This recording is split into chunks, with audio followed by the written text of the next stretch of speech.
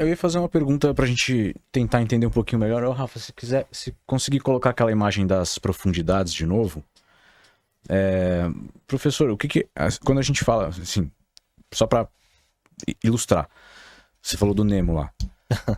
O desenho do Nemo tem diversas espécies ali, que a gente conhece de baleia, o ser humano comum, que não estuda biologia marinha, conhece de baleia, coral, água-viva, não sei o quê, eles são todos considerados de águas rasas até 200 metros? Muito bem. Vamos lá.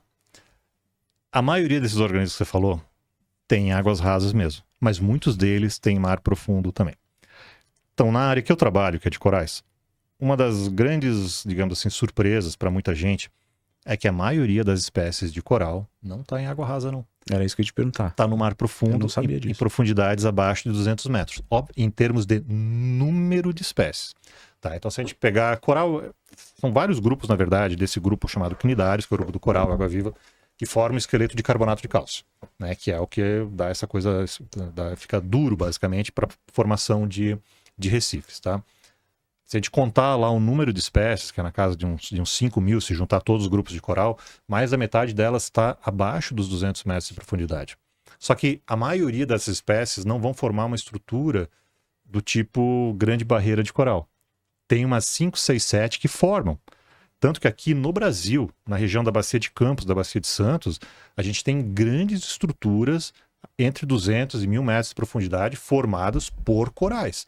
Não depende da luz do sol, é só simplesmente do que o coral come lá no fundo mesmo. Então elas vão crescer mais lentamente do que aqueles corais que estão lá na superfície. Na superfície, a gente tem um número menor de espécies de coral, embora seja grande, tá? Tem mais de 1.500 espécies.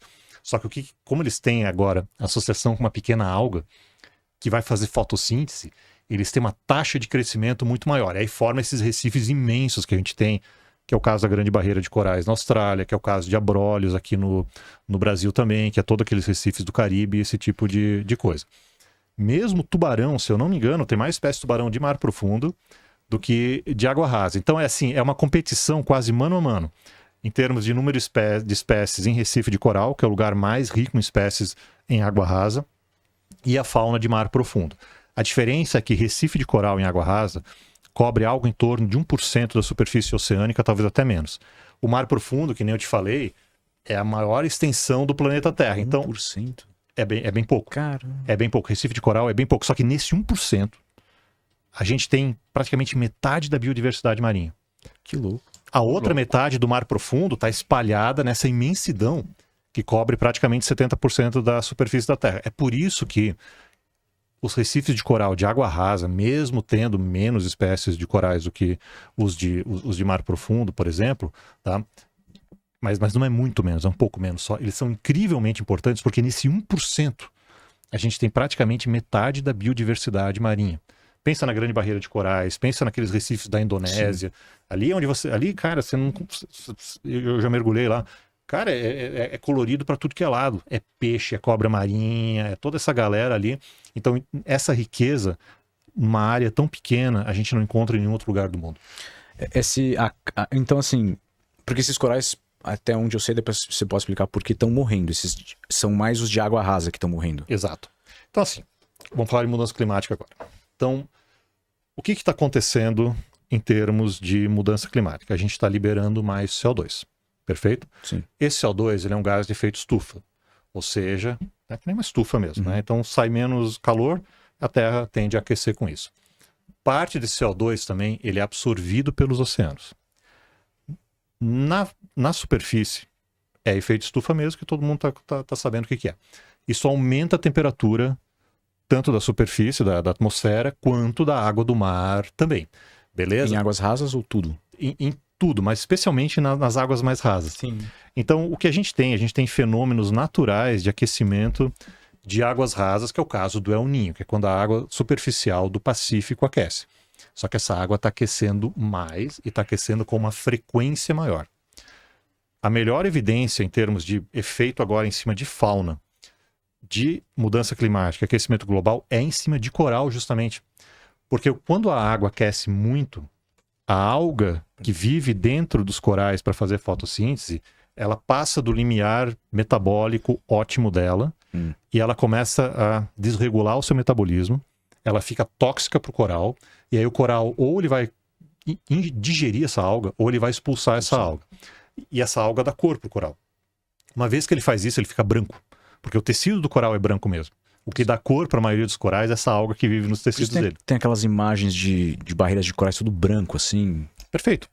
A galera, um melhor documentário assim, que é para ver isso é Em Busca dos Corais na Netflix, tá? Esse aí, galera que quiser assistir depois, mostra claramente, eles põem lado a lado assim. Isso significa que o coral tá morto. Não de cara. Então, uma vez que ele expulsa essa alga, ele já fica branco. Porque ele é branco ou transparente e o carbonato de cálcio, o calcário, é brancão mesmo, tá? Então fica brancão, é branco assim que nem... Sei lá, é branco mesmo, sabe? A folha branca, né? Exato, que nem a folha branca mesmo. Você vê a imagem do antes, que era aquela vida colorida, depois branco, parece que morreu o negócio. Perfeito. Só que assim, se não durar muito tempo o aquecimento, esse coral pode ser reinfectado pela alga ainda. E aí ele volta a viver. Tá? Só que se durar muito tempo esse aumento da temperatura, e aí ele morre completamente. Perfeito. Essa é uma das imagens clássicas do Em Busca dos Corais, tá? Esse branqueamento de coral aconteceu entre 2014 e 2015. Foi até 2017, tá? Então, olha só. 2014, coral, uma cor mais alaranjada ali, que é o lado esquerdo, né? Coral saudável ali. Já tinha um branquinho ali no fundo. No fundo dá pra ver um pouco de branco. 2015 é o coral branco, não necessariamente morto ainda, que é o que a gente acabou de falar. Tá. E ali, 2015, é ele morto, já coberto por microalgas. E aí esse coral não volta mais. E isso é o que a gente chama de uma mudança de fase. Uma mudança de uma fase coral, que é aquilo que a gente tinha em 2014, por uma fase alga. Só que uma vez que a alga toma conta, é muito difícil para o coral voltar. Porque o coral cresce mais lentamente do que a alga. Tá? Então, e aí o que acontece? Se a gente tiver uma frequência muito grande de branqueamentos e uma área muito grande de branqueamentos, pode ser que a gente não tenha mais essa capacidade dos corais voltarem para fazer a construção do recife. Primeiro grande branqueamento, né, que a gente tem registro foi lá na década de 80. Segundo foi 1998. Depois já veio 2010, depois 2014. Então, claramente, a frequência desses eventos de branqueamento de coral está aumentando nos últimos anos. E a pergunta que a gente, como cientista, tem, eu especificamente não trabalho com branqueamento de coral, mas outros colegas meus trabalham, é se o coral vai conseguir se adaptar a isso. Porque, assim como nós três somos diferentes, né, pode ser que se tiver, sei lá, um aumento de temperatura, você resista melhor do que o Lucas e eu, por exemplo. No coral também. Né, os corais parecem tudo igual, mas assim, um indivíduo, outro indivíduo, pode ser que eles tenham resistências diferentes e pode ser que as algas resistam de maneira diferente. Então, como é que a seleção natural atua em cima disso? Aquele que resiste melhor a uma temperatura maior vai deixar mais descendentes para a próxima geração do que aqueles que resistam menos. O grande medo da galera que trabalha com branqueamento de coral é que a temperatura suba tão rápido, e é isso que pega no aquecimento global, é a taxa, é a velocidade que essa temperatura está subindo nos últimos 150 anos, é que ela suba tão rápido que mate tudo de uma vez, entendeu? Porque se a coisa for gradual, você vai tendo a seleção natural, lenta e gradual, aquela coisa bacana. Mas se a gente tiver um aumento drástico de temperatura, aí o que a gente pode ter, a gente não sabe se vai acontecer ou não. A gente pode ter uma extinção em massa mesmo, tá? A gente pode ter, no caso dos corais, né? De coral. É tipo asteroides dinossauros. Né? O asteroide foi tão impactante que matou tudo que é bicho com mais de 25 quilos terrestre. Entendeu? Então matou o Tiranossauro Rex, matou os saurópodes, que eram aqueles grandes dinossauros. O medo é que aconteça algo assim. Se vai acontecer mesmo, a gente vai ver. Tá? Mas esse é um dos receios que se tem com a questão do branqueamento de coral. Desculpa, mas só pergunta tosca, assim. O que impacta na nossa vida se acabar esses corais? Muito bem.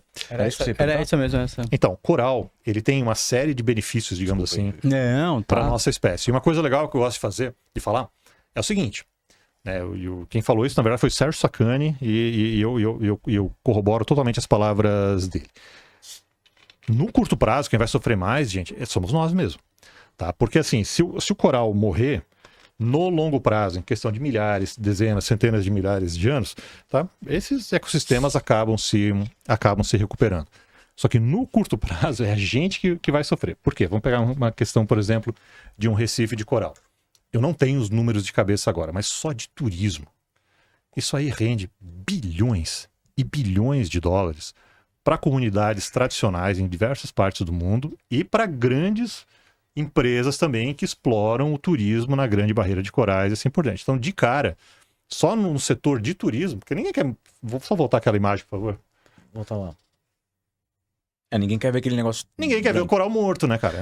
Então, assim... O coral morto também, ele não é a casa de um bioma. Que Ele antes é, era. mas só que ele é muito menos diverso do que o do coral vivo, porque essas algas tendem a tomar conta mesmo dessa região. Então vai ter um impacto no turismo.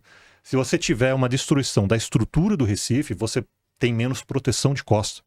Né? O Recife de coral, né, em muitas partes do mundo, em regiões tropicais, tem furacão, cara. Né? E ele é um primeiro, né? Ele é um primeiro, uma primeira barreira, por isso que chama de barreira mesmo, né? Grande Barreira de Corais, por exemplo, da Austrália. E para muitas populações locais, em regiões tropicais do mundo, onde tem esses organismos, o coral ele é importante porque a gente chama de segurança alimentar. Ou seja, essas pessoas dependem do peixe, do molusco, do crustáceo que está crescendo ali no coral, que lá não é sei lá, um peixe, um extra, que ele está comendo. Não, aquilo lá é comida dele do dia a dia. Entendi. Então, para essas populações é super importante ter esses ambientes saudáveis, né? Para que eles possam prover esses, né, benefícios ecossistêmicos aí para essas populações locais.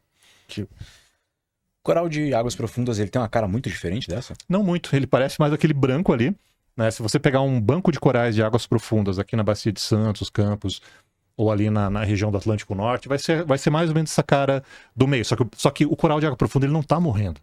Ele é branco porque ele não tem a alga. Mas ele luz. Porque não tem luz, mas ele está vivo ali. Sacou? Ele está vivo, só que aí ele depende daquilo que cai da superfície e de pequenos animais, de plâncton que está ali no fundo. Por isso que ele cresce muito mais lentamente lá no fundo do que na superfície.